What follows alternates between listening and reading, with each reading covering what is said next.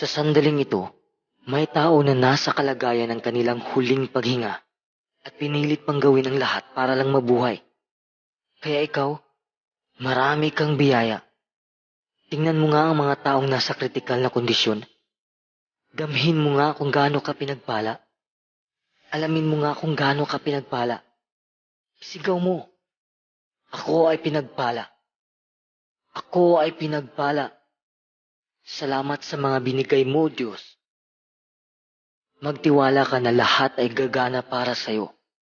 Siguro hindi man katulad ang resulta sa pinlano mo, ngunit nakakapagpabago naman ang kaluluwa mo. Magtiwala ka na lahat ng hinihiling mo ay mapapasayo. Darating ito sa perpektong oras. Darating ito kapag handa ka nang tanggapin ito. Hindi mo makakamit ang gusto mo kung wala kang tiwala sa sarili mo. Huwag kang mabahala.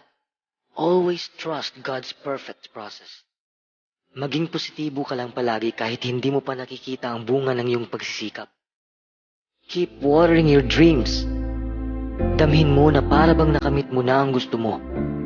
Damhin mo kung ano ang tunay na pakiramdam na wala ka nang mahihiling pa. That's what we are all seeking. The feeling that we have it all. And we do have it all. It's all inside of us.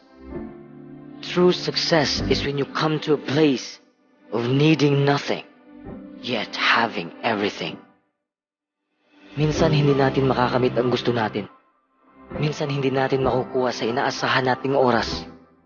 Hindi dahil sa hindi ka karapat-dapat sa mga bagay na gusto mo, kundi karapat-dapat mong makamit ang mas higit pa. Karapat-dapat ka sa iyong paglalakbay. Karapat-dapat kang umunlad.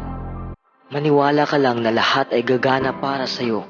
Sa tamang panahon, huwag kang sumuko kung nahihirapan kang abutin ang pangarap mo. Lahat ng mahihirap na pagsubok ay malalampasan mo. It will pass. Just keep moving forward.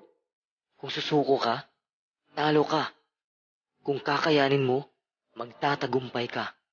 Magtiwala ka sa proseso ng Diyos. At magtiwala ka rin sa sarili mo.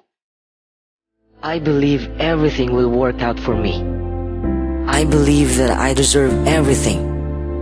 I believe that God will always help me. I know that all hardships will pass. Challenges make me strong. Kahit anong mangyari, lalabanan ko ang hamon ng buhay. Kung mayroon kang pananampalataya, kung manalig ka lang sa Diyos, mangyayari ang gusto mong mangyari. Know that it will come.